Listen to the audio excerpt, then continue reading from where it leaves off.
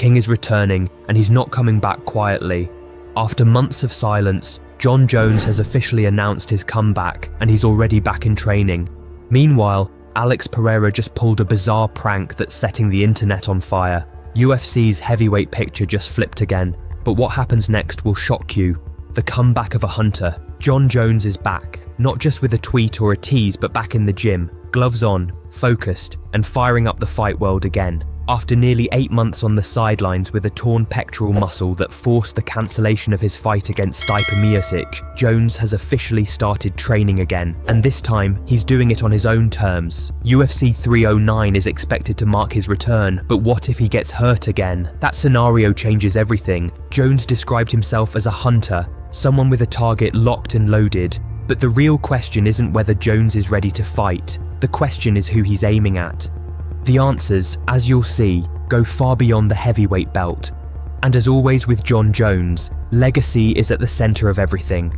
He's made one thing clear: I walked away from the light heavyweight championship. I'd love to walk away from this one as well on top, on my own terms, good head on your shoulders, making lots of money. I love the position that I'm in right now. That's not the voice of someone trying to hang on to his prime. That's the mindset of a fighter designing the last chapter of a $10 million career with precision. No room for Aspinall. For Tom Aspinall, the interim heavyweight champ who knocked out Sergey Pavlovich in the first round, this might feel like a slap in the face. He's climbed the mountain. He holds the belt technically. But to Jones, the interim title never really counted. The interim championship shouldn't have been there in the first place, Jones said in a recent interview. The only reason why there was an interim championship fight was because I got hurt, and they needed to keep the importance of that Madison Square Garden event. So while fans and analysts have been pressuring Jones to take on Aspinall and finally settle the heavyweight picture, the reality is simple. Jones doesn't see that fight adding anything to his story, and if it's not legacy defining, he's not interested. He doesn't want to block Tom's rise though. In fact, he's fine with eventually handing over the belt if it helps the division move forward. But when it comes to his last fights, Jon Jones wants something bigger than a showdown with a British interim champ. He wants history. Why Pereira is the target. Then there is Alex Pereira, aka Poatan, the stone-faced knockout artist from Brazil, who has taken 2 UFC divisions by storm. He's already been middleweight champion. He's currently the light heavyweight king, and now he's in Jones's crosshairs. Why Pereira? Because if Jones beats Stipe Miocic and walks away from the heavyweight belt, he wants one final war, and he wants it against Pereira. It's not just a fight, it's legacy stacked on legacy. Jones has already ruled the light heavyweight division. He's currently the undisputed heavyweight champ. Pereira, meanwhile, is now a 2-division champion himself. That means when these two finally meet, they'd each be chasing something unprecedented. A third belt this time, the BMF title. Fighting Pereira for the BMF belt, that would be cool. We both have 2 belts in 2 weight classes, and the night we fought, we'd both be fighting for our 3rd belt. How cool would that be?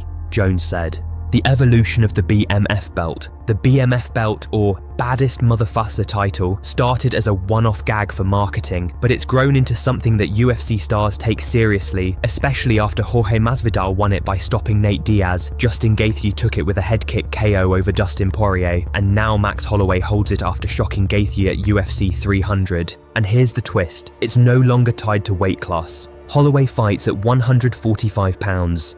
If Jon Jones and Alex Pereira both want a shot at their 3rd symbolic title, Dana White is ready to make that happen.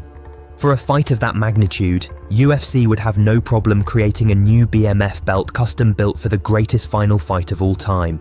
UFC at the White House? Now things get really wild. There's been speculation half serious, half spectacle about a UFC event at the White House. While it's highly unlikely due to logistics and security, the discussions around it shed light on how Jones's return is being framed. According to commentators, the fight has to feature an American in the main event if it's going to be tied to something like the 4th of July. One voice even joked, "We can't headline the White House with a Russian versus a Spaniard. We can't do a Brazilian versus a Georgian. We need an American." And that's why Jon Jones, the ultimate American champion, becomes critical. Putting Jones versus Tom Aspinall on a July 4th card in America. As someone pointed out, we're celebrating our independence from England.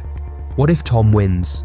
The punchline's obvious, but the strategic reality is real. UFC needs an American face at the top, especially for these kinds of headline events.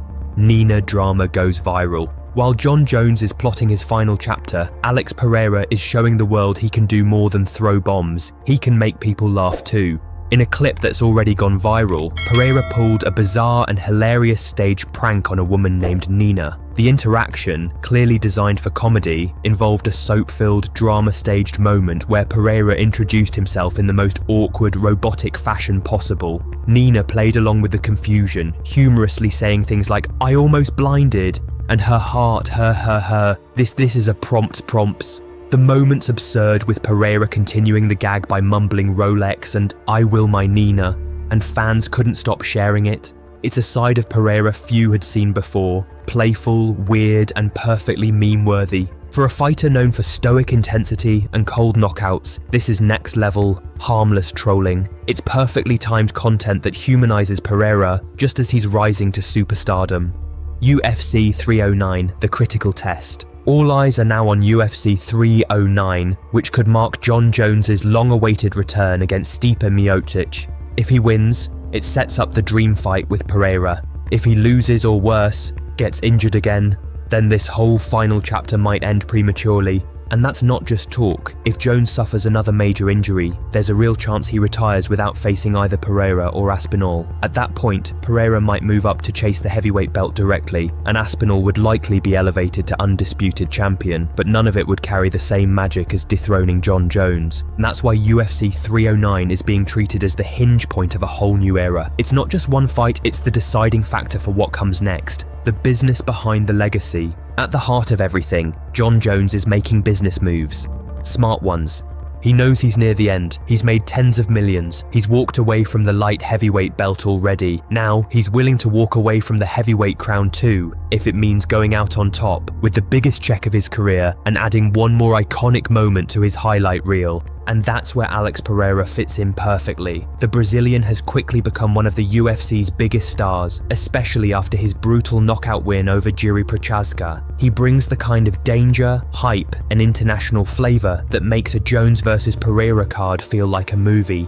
This isn't just about belts, it's about building the greatest final act in UFC history. What happens now? Jon Jones is officially back in the gym, the hunt has begun, UFC 309 is closing in, and behind the scenes, everyone from Dana White to ESPN to the most die-hard fans is hoping this ends the way it should, with Jones vs Pereira for the BMF belt, a 3-title legacy fight that would cement both men in the Hall of Fame. In the meantime, Pereira is balancing championship status with unexpected internet comedy, and Aspinall, he's stuck waiting for his shot whether it comes with or without Jones. Let us know your thoughts in the comments. Who should Jon fight after Stipe? Can Pereira really move up again and dethrone the GOAT?